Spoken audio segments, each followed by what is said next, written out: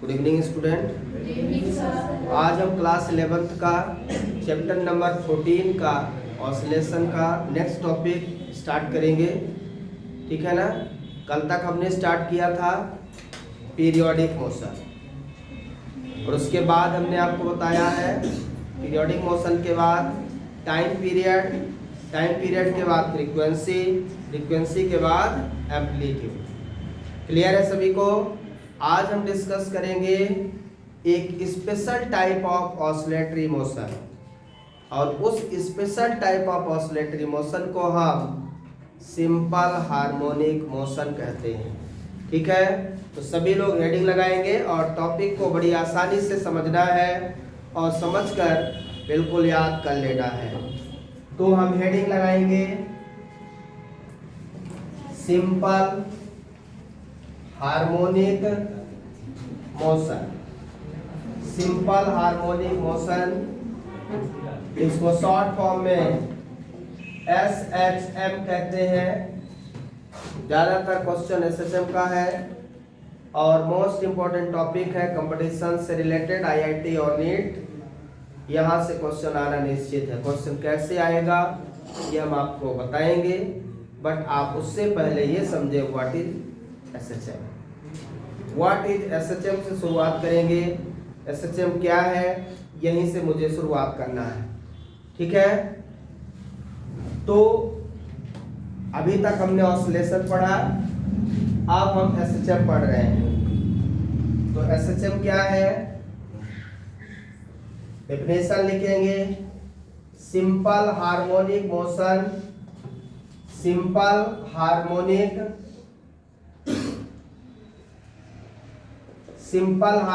Motion is a special type of simple harmonic motion is a special type of oscillatory motion। कौन सा motion? Oscillatory motion. ठीक है, simple harmonic motion is a special type of oscillatory motion. समझ में आया क्या? Simple harmonic motion is a special type of oscillatory motion है in which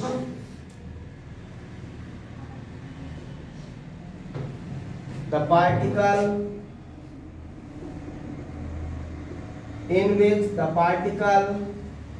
moves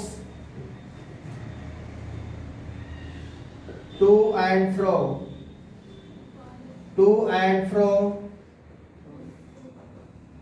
in which the particle move to and fro motion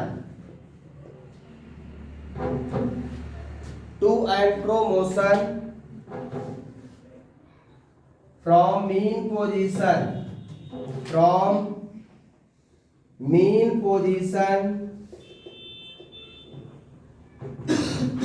along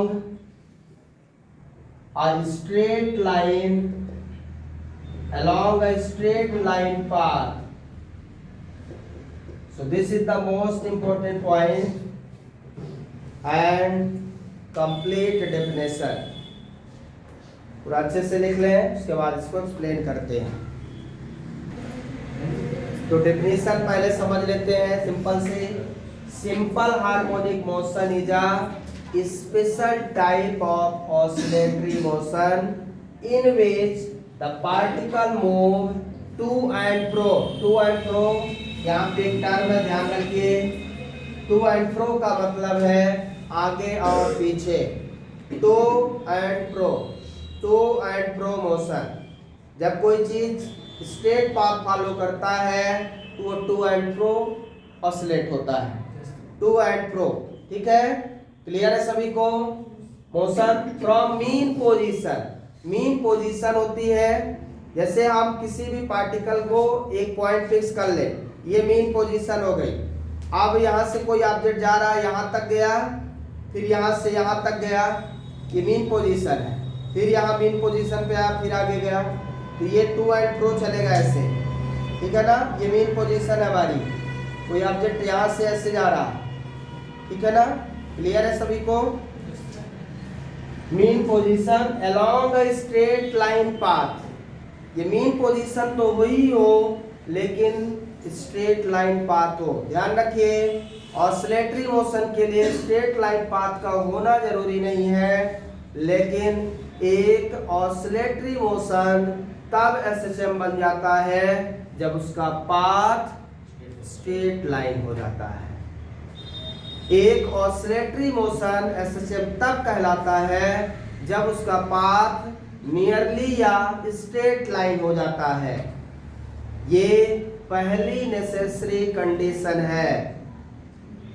oscillatory motion is called SHM when the path followed by particle is straight line or nearly straight line। Clear है। हम एक example के साथ समझते हैं, motion of simple pendulum. Motion of simple pendulum इसका best example है। Motion of simple pendulum समझ में आया क्या? Motion of simple pendulum SHM है। कब एसएचएम है? ऑसिलेटरी मोशन भी है, एसएचएम भी है, लेकिन एसएचएम के लिए ध्यान रखना है। एसएचएम कब है? जैसे यहां से ध्यान से देखें, ये जो लाइन मैं खींचूंगा यहाँ पे, इस लाइन को क्या बोलेंगे? Mean position. ये लाइन क्या है? मीन पोजीशन की लाइन है। अब ये बब है, पेंडुलम आपने देखा होगा, बब, वो बब ही घूमता है, ठीक है ना। तो यहाँ पे इसका जो पाथ होगा ऐसा होगा, थीटा एंगल पे। ये इसका पाथ है, ठीक है ना, ये बब है। अब आप देखिए इसको, ये जो बब है, यहां पे इसका जो मोशन है, देखिए ध्यान से, नियरली स्ट्रेट लाइन है कि नहीं? पाथ कैसा भाई? नियरली स्ट्रेट लाइन है। और यदि इसको ज्यादा ऊपर उठा दिया आपने गलती से, एक सिंपल पेंडुलम को आपने इस तरह से ऑसिलेट करवा दिया, आप देखिए इसका पाथ स्ट्रेट है क्या? इसका पाथ स्ट्रेट है क्या? ये ऑसिलेटरी मोशन है लेकिन एसएचएम नहीं है। ये ऑसिलेटरी मोशन है लेकिन एसएचएम नहीं है। ये एसएचएम है क्योंकि इसका पाथ नियरली स्ट्रेट है। तो आपको पेंडुलम को बहुत आसानी से छोड़ना है और बहुत दूर तक ना जाए। यदि उसका ऑसिलेशन बहुत छोटा है तो वो एसएचएम बन जाता है, क्योंकि छोटे डिस्टेंस में वो स्ट्रेट लाइन पाथ फॉलो करता है। क्लियर है सभी को? तो ये ऑसिलेटरी मोशन तो है लेकिन एसएचएम नहीं है। क्लियर है? एसएचएम कब बनेगा और ऑसिलेटरी मोशन? इसलिए ये ऑसिलेटरी मोशन का एक स्पेशल टाइप है। मतलब यदि मैं कह दूं कि एक एसएचएम है तो आपको ये दिमाग में रखना है वो ऑसिलेटरी तो होगा ही होगा। एक एसएचएम है तो ऑसिलेटरी होगा ही होगा, लेकिन एक ऑसिलेटरी है तो जरूरी नहीं है कि वो एसएचएम हो। ये नेसेसरी नहीं है कि एसएचएम ऑसिलेटरी है तो एसएचएम है, लेकिन एसएचएम है तो ऑसिलेटरी है, ये फिक्स है क्योंकि वो स्पेशल टाइप है। अब यहाँ पे देखिए ध्यान से, इस पॉइंट को हम बोलते हैं मीन पोजीशन। मैं यहाँ पे एक स्ट्रेट लाइन खींचता हूँ, ये पोजीशन क्या है? Mean position. इसका नाम यहाँ पे लिख देता हूँ मीन पोजीशन। समझ में आ रहा है? क्या लिख दिया मैंने? Mean position. अब जब बब यहाँ से यहाँ जाएगा, ध्यान से देखिए, ये बब यहाँ से यहाँ जाएगा, फिर यहाँ से यहाँ लौटेगा, फिर यहाँ आएगा। क्लियर है? तो इस जितनी मैक्सिमम डिस्टेंस तक जाएगा उसे बोलते हैं एक्सट्रीम पोजीशन। एक्सट्रीम पोजीशन, क्या बोलते हैं भाई? Extreme position. इसी तरह इधर भी एक्सट्रीम पोजीशन है।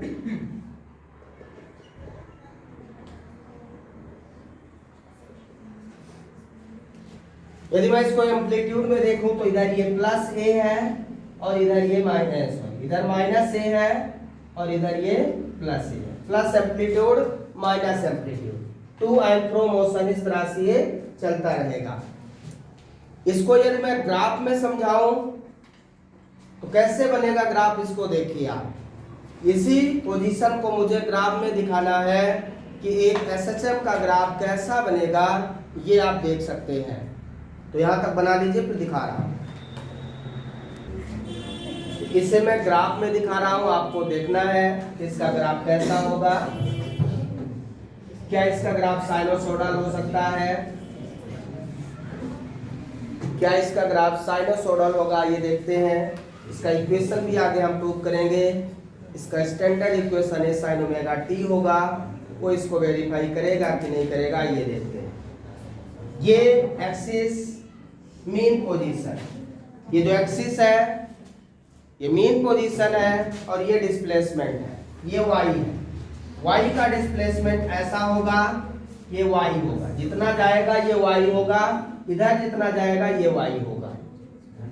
मेन पोजीशन से राइट साइड में जाएगा और मेन पोजीशन से लेफ्ट साइड में जाएगा।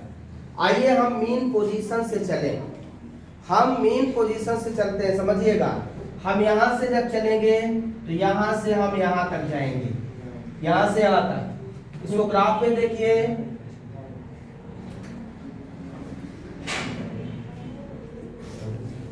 ये हम यहां से यहां तक जा चुके हैं।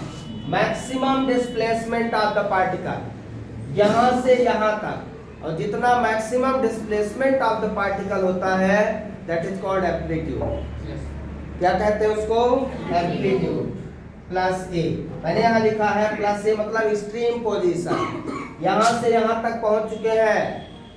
एक्सट्रीम पोजीशन पे प्लस ए एम्पलीट्यूड होता है, दिख रहा है क्या? अब हम कहां तक पहुंच चुके हैं? यहां से यहां तक। इसको यदि हम पॉइंट दे दें ओ ए बी, तो हम ओ से ए तक जा चुके हैं।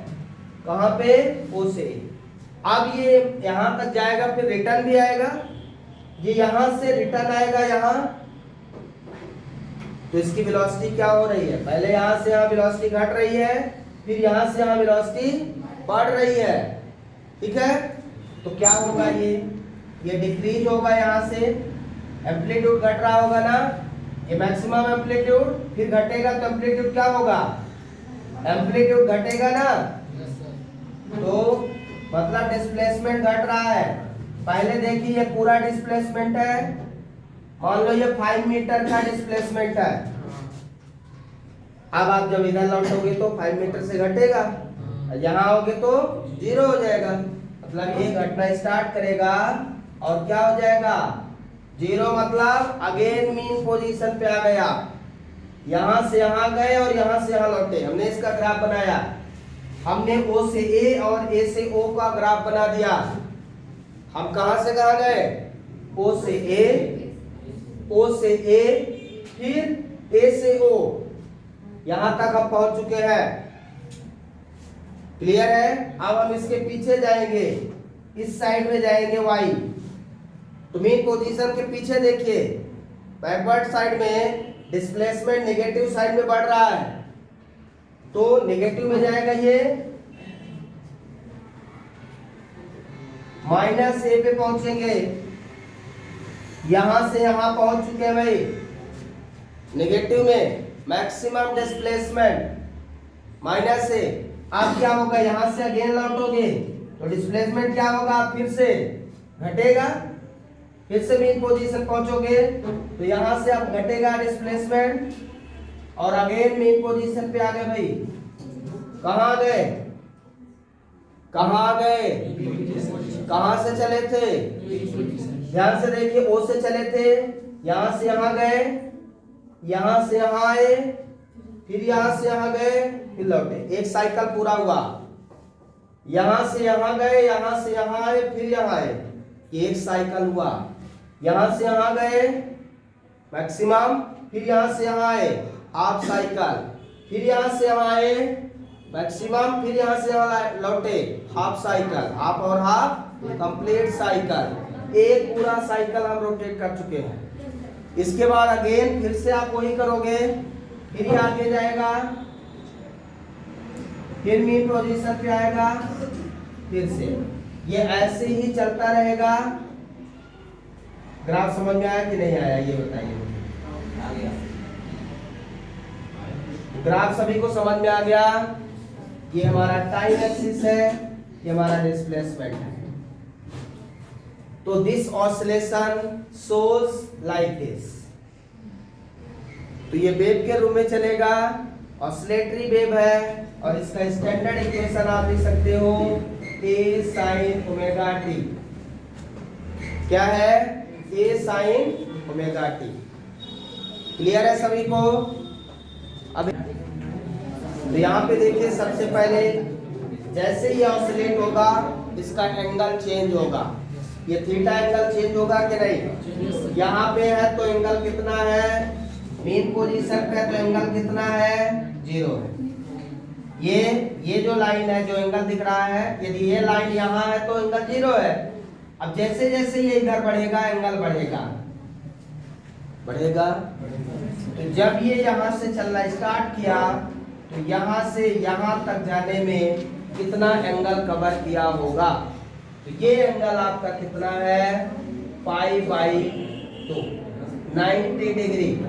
0 डिग्री से कहाँ तक गए भाई? 90 डिग्री तक। यहाँ से कहाँ तक गए? A तक। कितना एंगल? 90। 90 से फिर लौटे तो फिर 90 लौटे होंगे। 90 गए, 90 लौटे, कितना हो गया? 180 डिग्री। एंगल कितना हो गया टोटल? 180। मतलब इसको क्या लिखेंगे? पाई। 180 डिग्री को क्या लिखते हैं? पाई।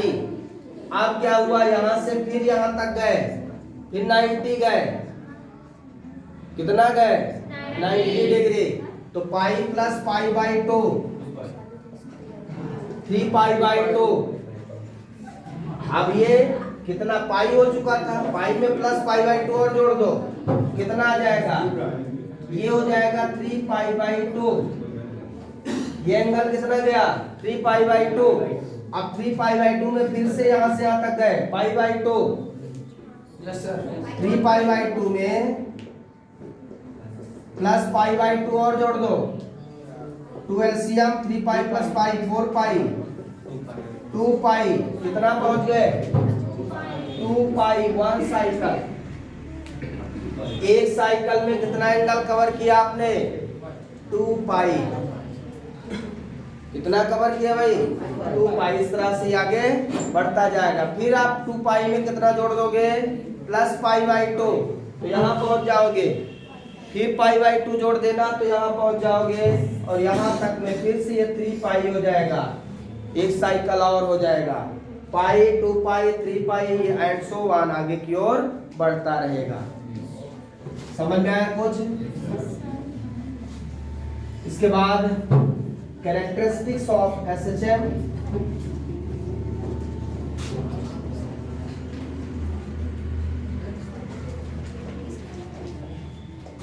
एसएचएम की कैरेक्टरिस्टिक क्या होनी चाहिए? क्या एक एसएचएम पीरियोडिक होता है? क्या एक एसएचएम पीरियोडिक होगा?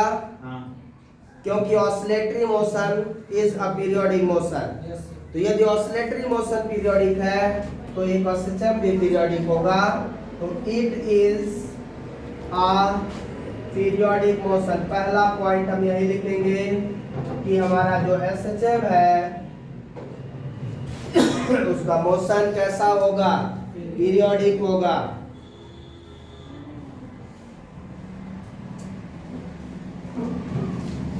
दूसरा, इन SHM the body moves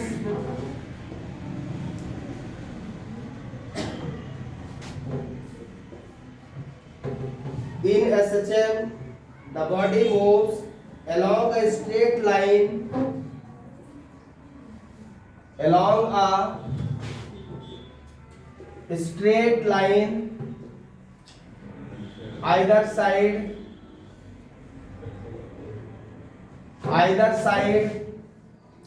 from mean position. इस पॉइंट का क्या मतलब है? In SHF the body moves along a straight line either side from mean position. mean position के इधर और इधर दोनों तरफ स्ट्रेट लाइन पाथ होता है। कैसा होता है? Straight line path. बॉडी या कोई पार्टिकल मूव कर रहा है, इन SHF the body moves along a straight line either side from mean position. mean position के दोनों तरफ किस तरह मूव कर रहा है? स्ट्रेट लाइन मूव कर रहा है। क्लियर है सभी को? सभी को समझ में आ रहा है? तीसरा पॉइंट है acceleration of particle. The acceleration of particle, the acceleration of particle is always directly proportional to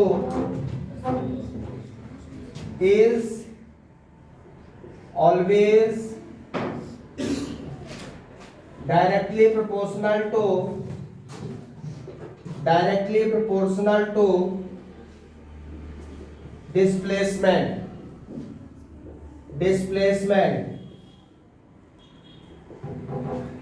directly proportional to displacement. इसको हम इसके इक्वेशन से बता सकते हैं। इसका standard equation alpha equal to minus omega square Y लिखते हैं, जो हम नेक्स्ट क्लास में प्रूव करेंगे। Alpha equal to minus Y omega square Y.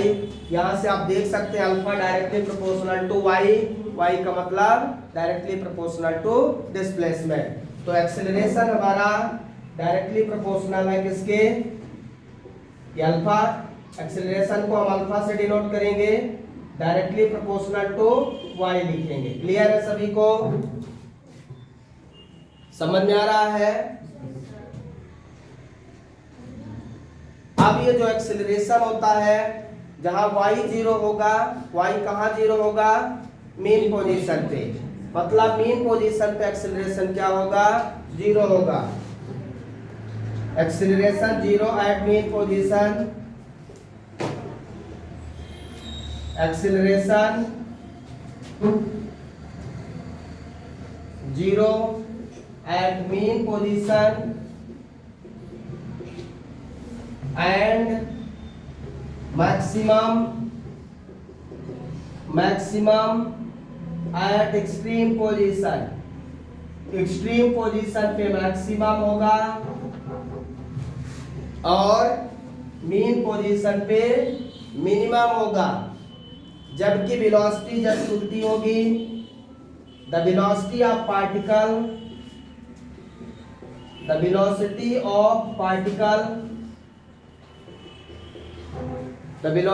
Particle is maximum at mean position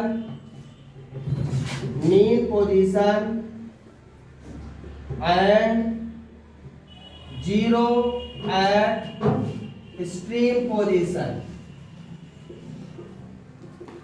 extreme position पे पार्टिकल की वेलोसिटी क्या होगी? 0 होगी और मीन पोजीशन पे क्या होगी? मैक्सिमम होगी। इसका भी इक्वेशन होता है, कल हम इक्वेशन प्रूव करेंगे, उसके माध्यम से आपको समझा देंगे।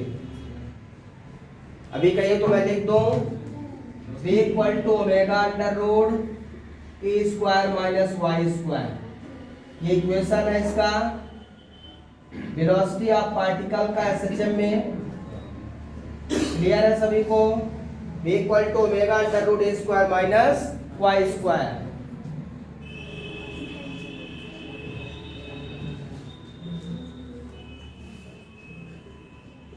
SHM is a oscillatory motion but oscillatory motion oscillatory motion is not a SHM। इसका क्या मतलब है कि SHM हमारा क्या है, एक SHM हमारा ऑसिलेटरी मोशन है, लेकिन एक oscillatory motion not a SHM। Oscillatory motion not a necessary, not a necessary to SHM। एक ऑसिलेटरी मोशन जरूरी नहीं कि वो SHM हो। एक SHM ऑसिलेटरी मोशन होगा, लेकिन एक ऑसिलेटरी मोशन जरूरी नहीं है कि वो SHM। पॉइंट समझ में आ रहा है सभी को? तो these are very most important point related to the SHM, so which is called characteristic of SHM। ये उनकी नेसेसरी कंडीशन है, एक SHM के लिए होना जरूरी है, एक SHM ऐसा होगा। Thank you, have a nice day. बाकी कल करेंगे।